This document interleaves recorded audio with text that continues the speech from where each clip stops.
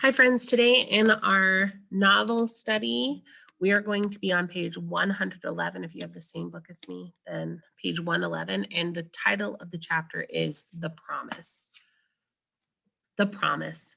My domain gleams with moonlight when I wake to the sound of Stella's call. Ivan, Stella says in a hoarse whisper. Ivan? I'm here, Stella. I sit up abruptly, and Bob topples off my stomach.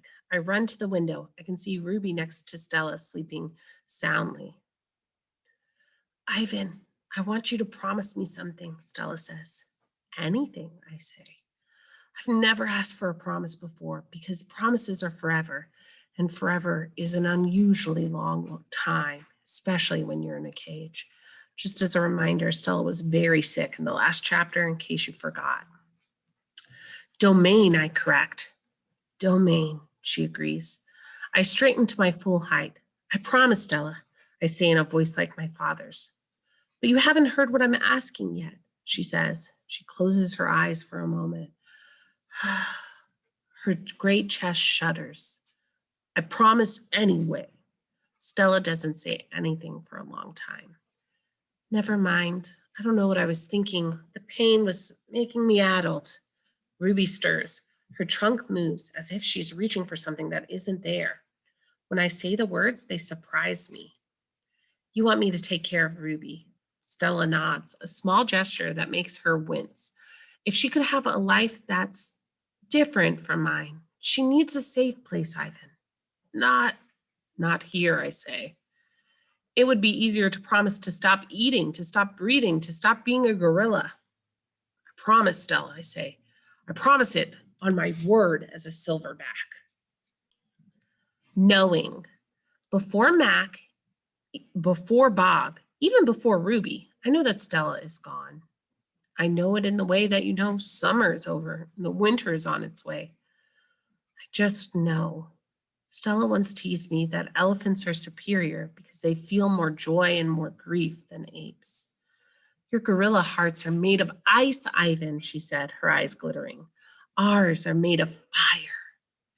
Right now, I would give all the yogurt raisins in the world for a heart made of ice. So what he's saying is like he does feel really sad because Stella passed away. 5 men. Bob heard a rat, a reliable sort, that they tossed Stella's body into a garbage truck. Took 5 men in a forklift. Comfort. All day I try to comfort Ruby, but what can I say? That Stella had a good and happy life? That she lived as she was meant to live? That she died with those who loved her most nearby? At least the last is true. Crying. Julia cries all evening while her father sweeps and mops and dusts and cleans the toilet. When George sees Mac, he runs to him. I can only hear a few of his words. That, should have, wrong. Mac shrugs, his shoulders droop. He leaves without a word. When George wipes his fingerprints off my glass, his cheeks are wet. He doesn't meet my eyes. The one and only Ivan. When all humans have left, I send Bob to check on Ruby. How is she? I ask when he returns. She was shivering, Bob says. I tried to cover her with hay, and I told her not to worry because you were going to save her. I glare at him. You told her that? You promised Stella. Bob lowers his head. I wanted to make the kid feel better. I shouldn't have made that promise, Bob. I just wanted, I point to Stella's domain. For a moment, it seems I've forgotten how to breathe. I wanted to make Stella happy, I guess. But I can't save Ruby. Can't even save myself. I flop onto my back. The cement is always cold, but tonight it hurts. Bob leaps onto my belly. You are the one and only Ivan, he says, mighty silverback. He licks my chin. He's not checking for leftovers. Say it, Bob commands. I look away. Say it, Ivan.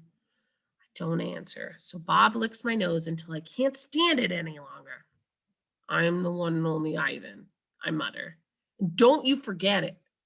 When I gaze at the food court skylight, the moon Stella loved is shrouded in clouds.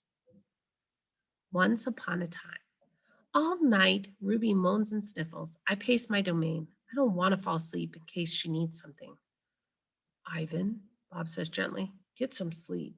Please. For your sake and for mine. Bob can't sleep unless he's on my stomach. I hear a stirring. Ivan? Ruby calls. I rush to my window. Ruby, are you all right? I miss Aunt Stella, Ruby sobs. I miss Mom and my sisters and my aunts and my cousins. So sobbing is when you're crying. Too. I know, I say, because it's all I can think of. Ruby sniffles. I can't sleep. Do you know any stories the way Aunt Stella did? Not really, I admit. Stories were Stella's specialty. Tell me a story about when you were little, Ruby pleads. She puts her trunks between the bars. Please, Ivan. I scratch the back of my head. I don't remember things, Ruby, I admit. It's true, Bob says, trying to be helpful. Ivan has a terrible memory. He's the opposite of an elephant. Ruby lets out a long, shivery breath. Oh, well, that's okay. Night, Ivan and Bob. I listened to Ruby's soft sobs for long, horrible minutes. Then I hear myself saying, once upon a time, there was a gorilla named Ivan. And slowly and deliberately, I try to remember. The grunt. I was born in a place humans call Central Africa, in a dense rainforest so beautiful no crayons could ever do it justice. Gorillas don't name their newborns right away, the way humans do. We get to know our babies first. We wait to see hints of what might yet be. When they saw how much she loved to chase me around the forest, my parents decided on my twin sister's name, Tag. Oh, how I loved to play tag with my sister. She was nimble, but when I got too close, she would leap on to my unsuspecting father. Then I would join her and we would bounce on that tolerant belly until he gave us the grunt, the rooting pig sound that has meant enough. The game never got old, though my father might have disagreed. So that grunt they're listening for is basically him being like, that's enough. Or when it says they jump on his tolerant belly, that means he's putting up with it for now. Mud. It didn't take long for my parents to find my name. All day long, every day, I made pictures. I drew rocks and barks on my poor mother's back. I used sap from the trees. I used juice from the fruit. Mostly I used mud, and that's what they called me, mud. To a human, mud might not sound like much, but to me, it was everything. Protector. My family, which humans call a troop, was just like any other gorilla family. There were 10 of us. My father, the silverback, my mother, 3 other adult females, a juvenile male named Blackback, and 2 other young gorillas. Tag and I were the babies of the group. We squabbled now and then like families will, but my father knew how to keep us in line with a simple scowl. For the most part, we were happy to do what we were meant to do, to feed and forage and nap and play. My father was a master at leading us to the ripest fruit from our morning feast and finest branches for our night nests. He was everything a silverback is meant to be, a guide, a teacher, a protector, and nobody could chest beat like my father. A perfect life. Gorilla babies and elephant babies and human babies are not so different, except that a gorilla gets to spend the day riding on his mother's back, like a cowboy on a horse. It's a pretty great system from the baby's point of view. Slowly, carefully, a young gorilla begins to venture farther and farther away from the safety of his mother's arms. He learns the skills that he will need as an adult: how to make a nest of branches, weave them tightly, or they will fall apart in the middle of the night, how to beat your chest, cup your palms to amplify the sound, how to go vining from tree to tree, don't let go, how to be kind, be strong, be loyal.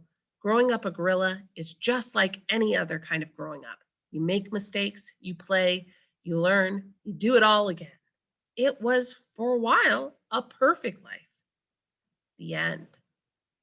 One day, a still day came when the hot air hummed. The humans came.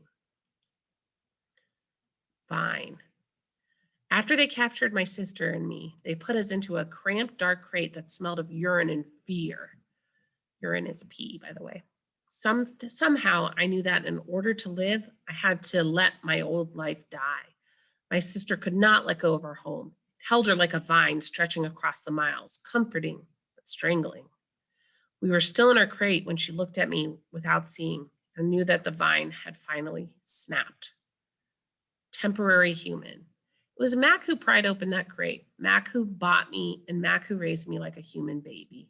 I wore diapers, I drank from a bottle, I slept in human beds, sat in human chairs, listened while human words swarmed around me like angry bees. Mac had a wife back then. Helen was quick to laugh, but quick to anger too, especially when I broke something, which was often. Here's what I broke while I lived with Mac and Helen. One crib, 46 glasses, 7 lamps, one couch, 3 shower curtain rods, one blender, one TV, one radio, 3 toes, my own. I broke the blender when I squeezed 3 tubes of toothpaste and a bottle of glue onto it. I broke my toes attempting to swing from the lamp fixture on the ceiling. I broke 46 glasses. Well, it turns out there are many ways to break a glass. Every weekend, Mac and Helen took me into their convertible to a fast food restaurant where they ordered me French fries and a strawberry shake. Mac loved to see the expression on the cashier's face when he drove up and said, "Could I have some extra ketchup for my kid?" I went to baseball games, grocery store, to movie theater, even to the circus. They didn't have a gorilla. I rode a little motorbike and blew out candles on my birthday cake. My life as a human was a glamorous one, although my parents, traditional sorts, would not have approved. And we're going to pause here.